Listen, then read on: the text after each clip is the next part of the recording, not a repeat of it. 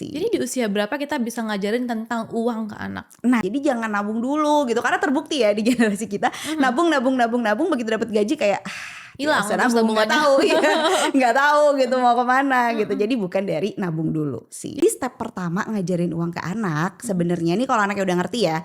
Anakku tuh umur 5 tahun dia udah tahu angka kan, at least dia tahu nih 5 lebih besar daripada 4 gitu. Ya. Itu diajarinnya dengan cara belanja.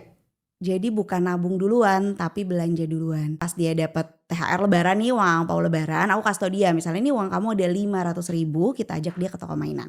Kamu hanya bisa beli barang yang di bawah 500.000. Jadi angkanya harus lebih kecil dari 5. Itu dia cari tuh. Terus misalnya dia mau beli barangnya mainannya 700.000, berarti kan kurang. Itu dia udah langsung mikir lagi. Berarti aku kurang 200.000, ini aku harus dapat dari mana ya Bu? Berarti aku harus tunggu lagi ya. Kapan ya aku dapat uang lagi? Konsep nabungnya akan datang dengan sendirinya ketika dia tahu caranya belanja. Oke. Gitu.